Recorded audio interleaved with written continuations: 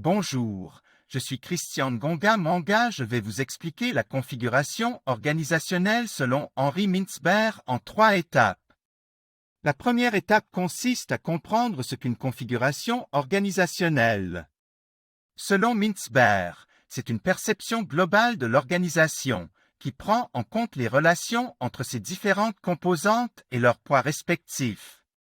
Mintzberg identifie 6 composantes de base présentes dans toute organisation: le centre opérationnel, les opérateurs qui effectuent le travail de base de production des biens et services, la ligne hiérarchique, la courroie de transmission entre le centre opérationnel et le sommet stratégique, managers assurant la supervision de leurs subordonnés, la technostructure, les analystes qui planifient, organisent, contrôle mais sans autorité institutionnelle ou officielle. Elle produit la standardisation formelle à laquelle recourt l'organisation pour coordonner le travail, l'idéologie, le système riche développé et profondément enraciné de valeurs et de croyances qui distinguent une organisation particulière de toutes les autres. La seconde étape consiste à connaître les 7 configurations organisationnelles proposées par Mintzberg. Chacune de ces configurations est caractérisée par un mode de coordination et une composante dominante.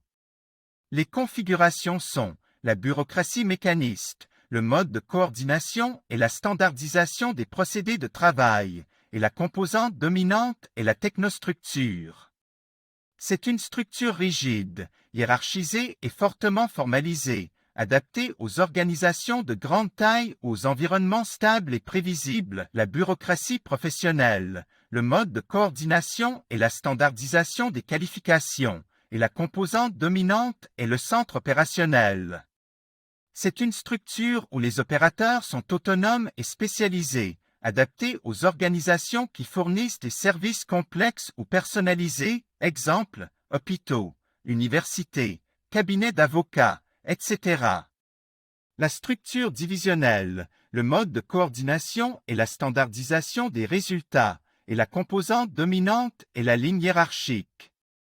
C'est une structure où l'organisation est divisée en unités autonomes qui sont responsables de leur performance financière, adaptées aux organisations diversifiées ou aux environnements hétérogènes, exemple, multinationales, groupes industriels, etc.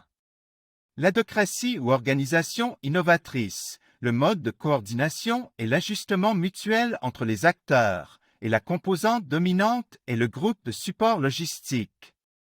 C'est une structure où l'organisation favorise la créativité, la collaboration et l'adaptation aux changements, adaptés aux organisations qui évoluent dans des environnements complexes ou incertains, exemple, agences de publicité, laboratoires de recherche, etc. L'organisation missionnaire, le mode de coordination et la standardisation des normes, et la composante dominante est l'idéologie. C'est une structure où l'organisation repose sur une vision partagée par tous les membres, qui sont motivés par une cause commune ou un idéal supérieur, adapté aux organisations qui ont une forte identité culturelle ou une vocation sociale, exemple, ONG, secte, partis politiques, etc. L'organisation politique, le mode de coordination et la négociation entre les acteurs, et la composante dominante est la ligne hiérarchique. C'est une structure où l'organisation est marquée par des conflits d'intérêts, des jeux de pouvoir et des alliances, adaptés aux organisations qui sont confrontées à des situations de crise ou de changement radical, exemple, administration publique, entreprises en difficulté, etc. J'espère que ce tuto vous a été utile.